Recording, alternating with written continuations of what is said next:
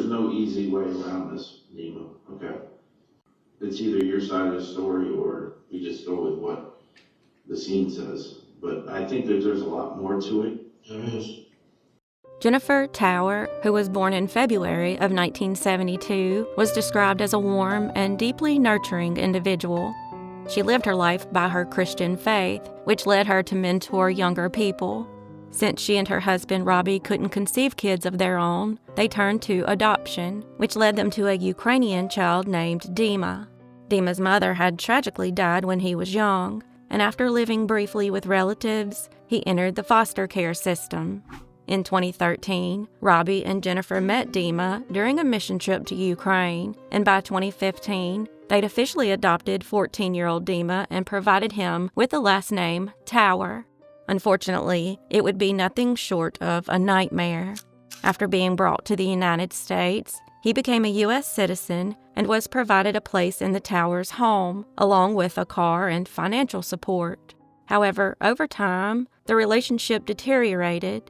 Family and friends testified that Dima struggled with rules, authority, and consequences. He moved out, returned, and left again, while the Towers continued trying to help him. Court records documented growing tension and violence in the household, including incidents that led Robbie to fear for his own safety. He'd even begun locking his bedroom door at night. Jennifer also began to fear Dima, especially after he pushed and threatened her. Yet she still saw a light at the end of the tunnel and felt that Dima could change and be rehabilitated. Shockingly, on August 31st, 2023, their worst fears would come true. That night, Dima returned to the Towers' home in Northport, Florida, and began drinking alone in his bedroom. What Jennifer and Robbie didn't know was that Dima had already made the decision to kill them that night. He eventually left his bedroom and moved through the house, armed with a kitchen knife. He first attacked Robbie, stabbing him in the neck as he slept. This woke Jennifer up, who quickly fled the home. 911, what is the location of the emergency? There's not much emergency anymore right now, but we live at 1200 Maldonado Road. I was upstairs in bed, and my dog was sleeping downstairs, and someone screamed and banged on our door and rang the doorbell, screaming, I need help, I need help. It took me a second to register what was going on. When I got downstairs, the person's gone, but there's not a lot of houses where I'm going to with you, but... She first ran to a neighbor's house, ringing the doorbell and screaming for help. But before the owners could answer, Dima had caught up with her and forced her back into the house. He then made her sit on the couch, explained what he'd done to Robbie, and then stabbed her to death as well. When officers arrived, they found Dima covered in blood, loading items into his car. When they attempted to stop him, he fled, leading police on a high-speed chase along Interstate 75. He later abandoned his vehicle and ran into a wooded area near Venice, Florida. After an extensive search that lasted several hours, Dima was arrested the following day at a gas station in Nokomis, 20 miles away. In the end, Jennifer and Robbie had been stabbed a combined total of 140 times. DNA evidence collected from the handle of the second knife linked back to Dima. He was then charged with 2 counts of first-degree murder. Against his attorney's wishes, Dima took the stand and repeatedly admitted to planning and carrying out the murders. A jury then found him guilty on all counts. During sentencing, Dima tried to criticize Jennifer and Robbie, but was cut off by the judge, who warned him not to continue. The judge called him, and I quote, an evil spirit, and sentenced him to 2 consecutive life terms in prison, plus 5 additional years for fleeing officers. Family members of Robbie and Jennifer had one request at the end: for Dima to change his last name to sever the last remaining connection to the family he had violently destroyed.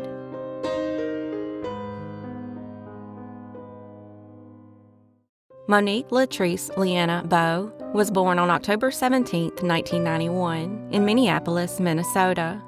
She grew up there and by the age of 28 was working as a real estate agent for Chris Lindahl Real Estate. Monique was described by friends and family as a devoted mother to her 2 young daughters, ages 1 and 3, and a driven, kind, and compassionate individual. Tragically, at the end of 2019, a revenge plot against her boyfriend, John Mitchell Momo, would cost her her life. On New Year's Eve, Monique received several calls from a woman who said she was interested in buying a home. The caller, who later turned out to be Elsa Segura, used a fake name and a burner phone to set up the showing at a house in Maple Grove, Minnesota. Monique, not knowing it was a trap, agreed to meet her at the property. Monique arrived at the house around 3 p.m. Not long after, surveillance cameras captured a U-Haul truck backing into the driveway. Two men, Cedric Berry and Barry Davis, went into the home and forced Monique into the truck, tied her hands, and drove away. They then showed up in the U-Haul at John's home in North Minneapolis. Using Monique's keys, they went inside and shot John several times. His two young children were in the house at the time, but thankfully were not physically hurt. As for John, he surprisingly survived the shooting. Not long after, in the early morning hours of January 1st, 2020, Monique was found shot to death in a North Minneapolis alley, about 6 miles from where she had been abducted. Her hands were still bound with tape, and she'd been shot 3 times, including one to the face. Police later found the U-Haul truck that had been used in the crime. Inside, they discovered zip ties and 4 pink press-on fingernails, which investigators connected to Monique's abduction. Investigators quickly learned that the crime was a planned revenge attack meant for John. The plot was organized by Lyndon Wiggins, who'd once worked with John in the music business, but later became his rival. Wiggins believed John was a snitch and wanted him dead, and Monique was targeted only because she was close to him. Elsa Segura was involved because she was dating Wiggins at the time. However, because John survived, the suspects were quickly identified, and on January 6, 2020, Cedric Berry was arrested and charged with first-degree premeditated murder, kidnapping, and attempted first-degree murder. 8 days later, on January 14th, Elsa Segura was arrested but released 2 days later without charges filed. A week later, she was rearrested and charged with abetting and abetting first-degree premeditated murder, abetting and abetting first-degree kidnapping, abetting and abetting attempted first-degree murder, and abetting and abetting first-degree felony murder while committing kidnapping. As for Barry Davis, he went on the run and wasn't arrested until May 1st, 2020. He was then charged, just like Cedric, with first-degree premeditated murder, kidnapping, and attempted first-degree murder. In June of 2021, Cedric Berry and Barry Davis were convicted on all charges and sentenced to life in prison without the possibility of parole. Segura was found guilty and sentenced to life in prison, but in 2023, the Minnesota Supreme Court overturned her convictions for first-degree premeditated murder and attempted murder, ruling there was insufficient evidence of intent and that the jury instructions were flawed. In 2024, Segura pleaded guilty to kidnapping to cause great bodily harm and was sentenced to 20 years in prison. As for the main orchestrator of the crime, Lyndon Akeem Wiggins, he was also arrested, but since he didn't take part in the actual crime, he was charged, just like his girlfriend Segura, with aiding and abetting charges and convicted in 2021. However, the Minnesota Supreme Court also overturned his conviction, but in November 2025, he was once again found guilty of aiding and abetting first-degree premeditated murder, aiding and abetting attempted murder, and aiding and abetting kidnapping. He was then sentenced to life in prison without the possibility of parole.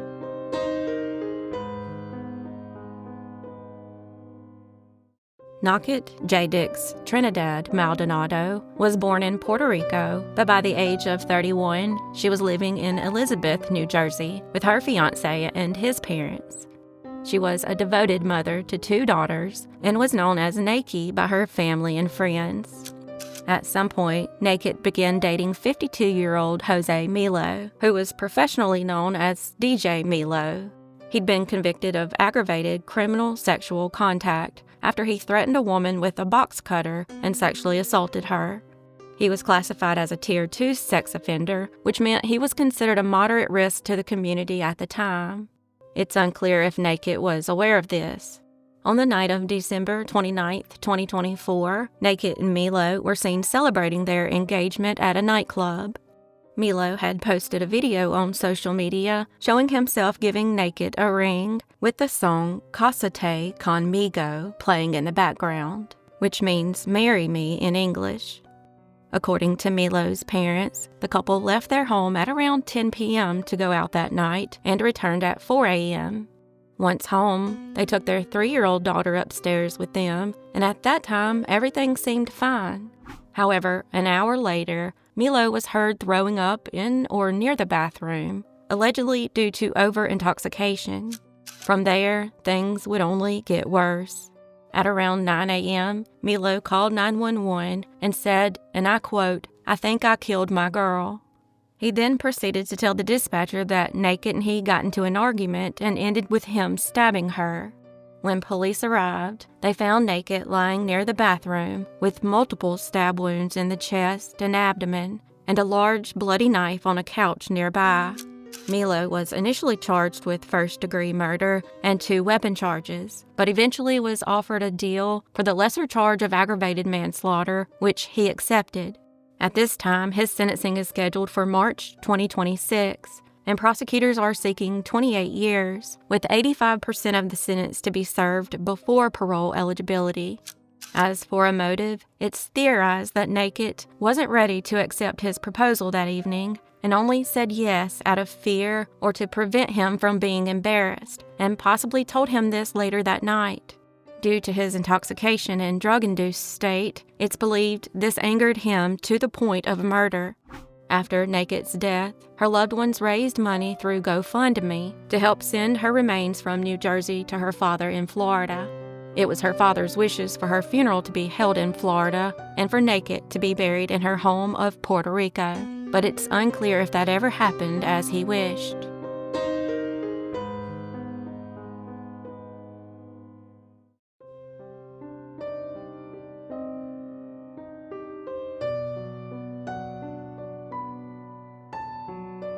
Bella Elena Fontenelle was born on January 30th, 2017, to parents Michael and Jennifer, and lived in Harahan, Louisiana, where she was a kindergartner at St. Matthew the Apostle Catholic School.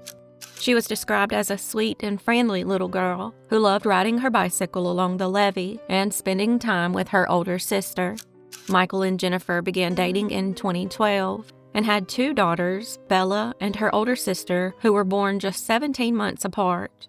However, the marriage wouldn't last, and in 2019, they separated. Jennifer stayed in their home on Sedgefield Drive, while Michael moved into a home 1 street over. They then began sharing custody of the kids. At some point after the separation, Michael went to a strip club while at a conference in Gulfport, Mississippi, and that's where he met Bunnick Landon, who sometimes went by Valentina or Hannah.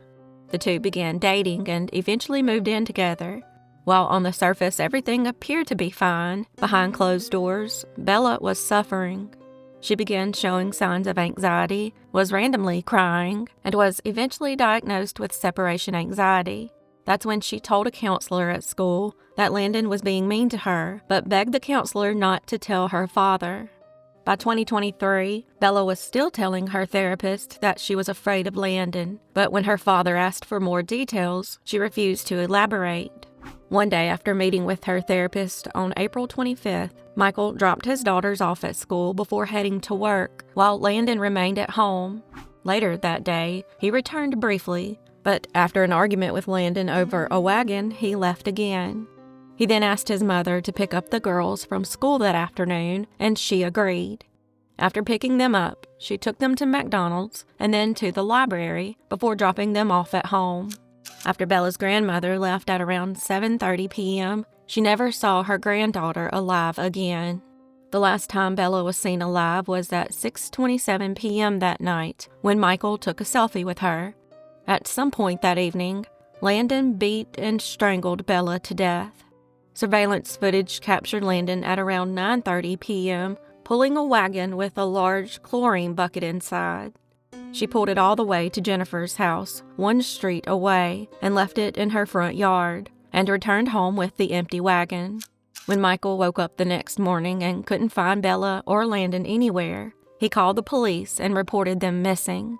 Later that day, Jennifer's mother found the chlorine bucket sitting on the front lawn with blood on it and called the police.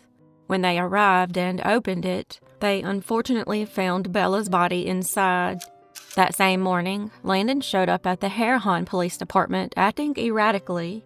She appeared paranoid, disoriented, and withdrawn, and was taken into custody. Investigators later found Landon's cell phone buried under a tree. On the phone, they found a video of Bella crying, repeating over and over that she wanted her grandmother. After Landon was charged with Bella's murder, her defense tried to claim insanity, but after being evaluated 13 times by board-certified forensic psychologist Dr. Sarah DeLand, she couldn't say for sure Landon's mental state at the time of the murder. She said there were signs of trauma and memory fragmentation, but couldn't be certain about psychosis. This was mainly because Landon claimed she didn't remember killing Bella, but remembered what happened afterward, which was equally shocking. She claimed that after finding Bella in the bucket, she began putting blood marks all around the house. She said she even hugged the bucket. She claimed she was experiencing hallucinations, but Dr. DeLand never found signs of schizophrenia.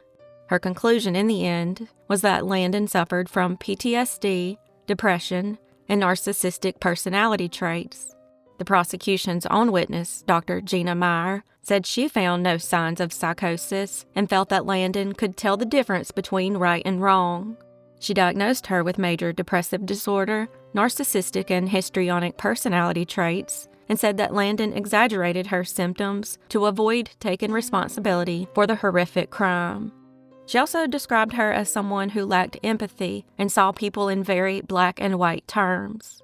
Plus, it appeared Landon knew what she was doing because she had Googled criminal defense lawyers 16 times, 2 hours before the murder, and sent goodbye messages to former coworkers. Unfortunately, we never heard Landon's side because she refused to testify and instead invoked her Fifth Amendment right. Regardless, the jury didn't accept the insanity defense and found her guilty of first-degree murder and 2 counts of obstruction of justice. She was then sentenced to life in prison without the possibility of parole, plus an additional 80 years.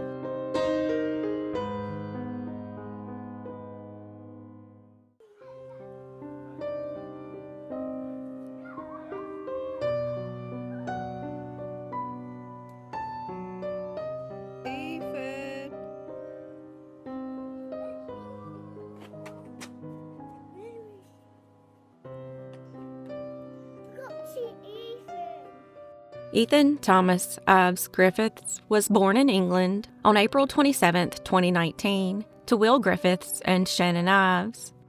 By the age of 2, Ethan was living with his mother and his maternal grandparents, Michael and Carrie Ives, in Garden City, Wales. Unfortunately, Shannon's parents were known for being physically abusive, something Shannon had witnessed firsthand alongside her 8 siblings. Unfortunately, they treated their grandson, Ethan, no differently, if not worse.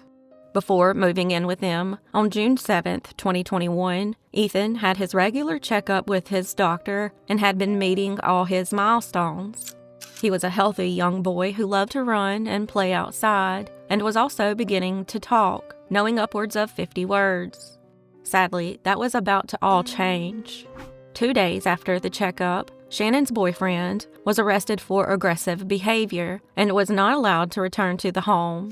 Shannon then moved the 3 youngest children, including Ethan, to a family member's home. During this time, she had become super strict with them. She no longer let them play outside, took away their toys and television, and made them stand against the wall with their hands on their heads. She would also hit them and failed to feed them properly. Then, on June 24th, Ethan and the kids moved in with their grandparents, Michael and Carrie, and things only got worse from there. From that point forward, Ethan was subjected to physical and emotional abuse. He was neglected and often went without enough food or water. Michael was the driving force behind the majority of the abuse that was encouraged by his wife, Carrie. Shannon also witnessed the abuse, but never did a single thing to stop it. On July 6, social services put Ethan and his siblings on the Child Protection Register. This required visits every 10 days, but Michael and Carrie went to great lengths to prevent this.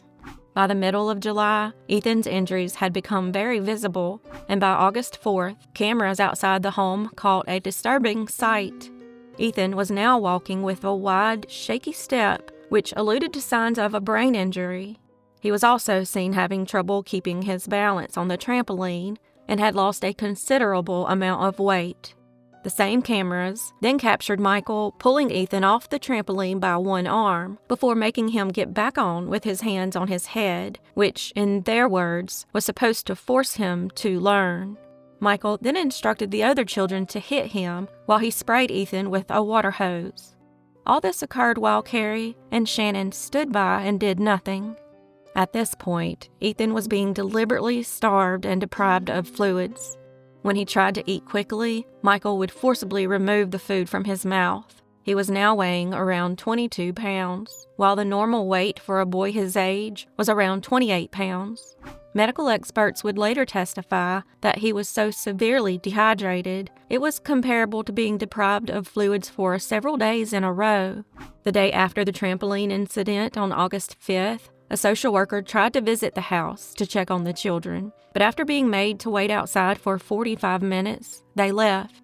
Over the next several days, all calls to the home to check on Ethan and the other kids were ignored, and Shannon pretended to be sick to avoid meeting them. On August 13th, Michael attacked Ethan so violently that he was knocked unconscious for about 10 minutes. Carrie and Shannon were both at home and knew what had happened, but no one called for help. Instead, they took Ethan out shopping.